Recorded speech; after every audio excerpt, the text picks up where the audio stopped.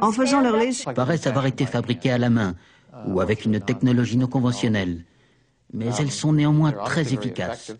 Celui qui les assemblait savait ce qu'il faisait, mais ça reste artisanal. Le professeur Persinger n'utilise plus ce type d'appareil depuis 15 ans. Les effets secondaires sont trop graves. On observe des modifications importantes du comportement. Soumettre le cerveau humain à un certain courant électrique n'est pas dénué de conséquences intéressantes pour une secte. Si vous stimulez le cerveau d'une personne jour après jour, vous pouvez modifier son comportement, changer son identité, altérer l'image qu'il a de lui-même. Et surtout, vous pouvez augmenter de manière très importante sa suggestibilité.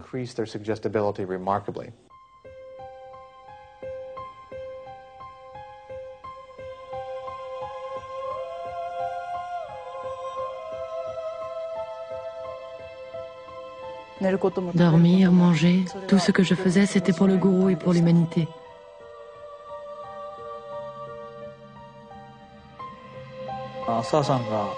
Asahara, c'était le dieu, celui qui avait atteint la sagesse absolue. Tous les adeptes de base le croyaient. On le considérait comme un être exceptionnel, surhumain.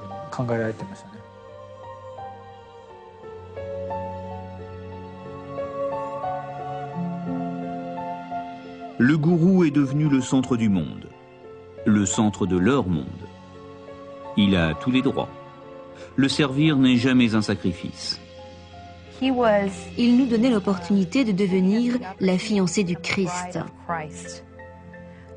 Alors imaginez-vous, je sais que cela paraît fou, mais pensez à ce que cela peut représenter.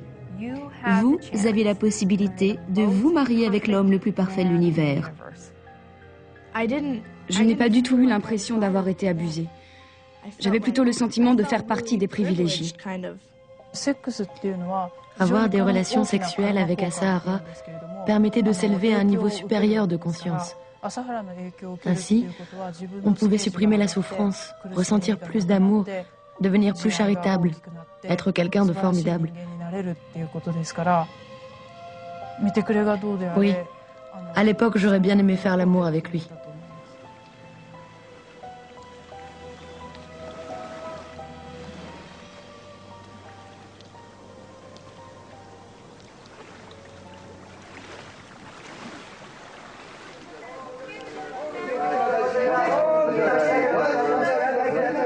Obéissance aveugle, dévotion absolue, l'endoctrinement est total.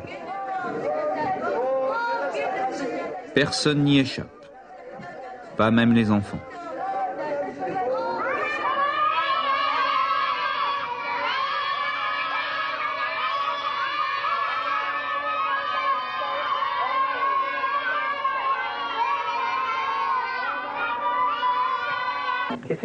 L'amour du gourou est obligatoire. Ces images ont été tournées par les Davidiens durant le siège de Waco quelques jours avant l'assaut final. David Koresh, de la bouche de ses enfants, n'attend qu'une seule réponse. You love your daddy? How much you love me? How much? Huh? You love daddy? Huh? You love daddy? Huh? You love me? Am I good daddy? Yeah. Good. Et malheur aux récalcitrants. Le premier souvenir que Sean a de son père, c'est une fessée d'enfer.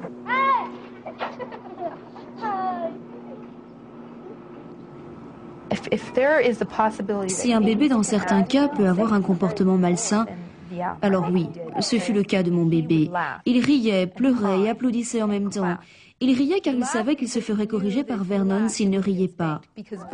Il avait peur de lui et Vernon lui donnait des fessées parce qu'il avait peur.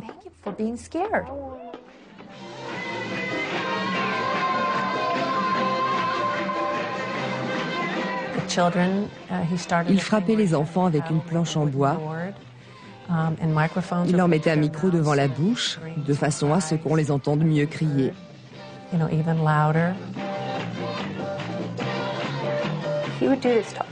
Il le faisait à tous les enfants jusqu'à ce que leurs fesses soient en sang.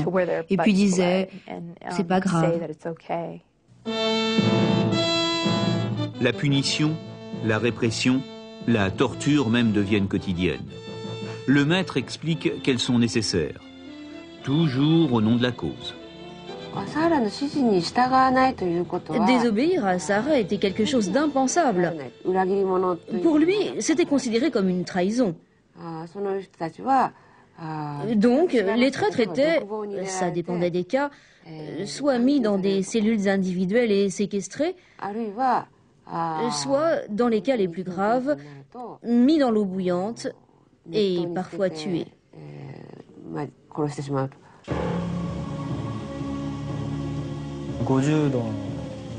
Il remplissait la baignoire avec de l'eau très chaude, à environ 50 degrés.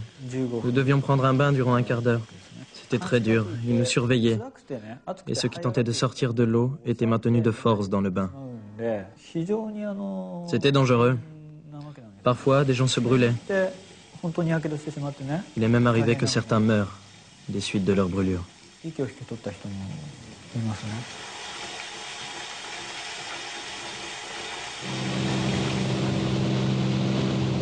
Au Guyana, à Johnstown, où Michael revient pour la première fois, les punitions pour désobéissance étaient tout aussi sévères.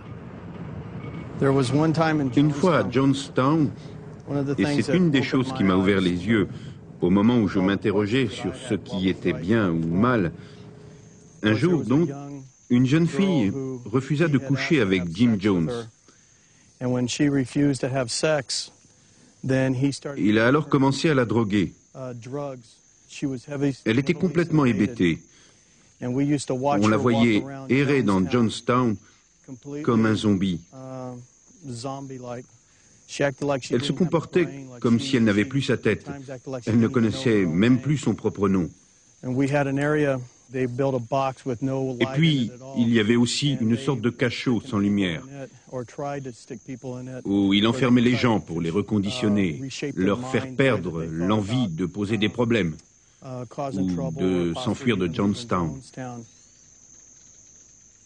Mon fils aîné, lorsqu'il a désobéi et qu'il a voulu quitter la secte, a été enfermé dans une cellule obscure, seul, pendant 40 jours. La cellule, c'était un conteneur de camion, un espace minuscule. En surface, la moitié d'un tatami.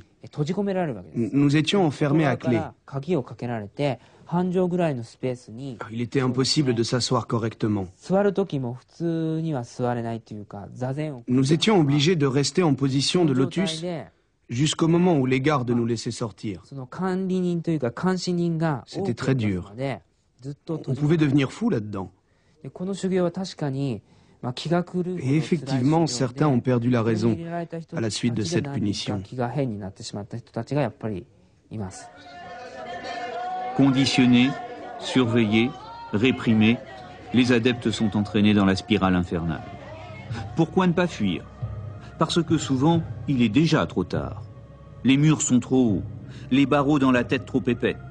Dorénavant, quelles que soient les circonstances, l'adepte est prêt à suivre le gourou, cet homme à qui il a tout donné, cet homme dont il a fait un dieu, son dieu.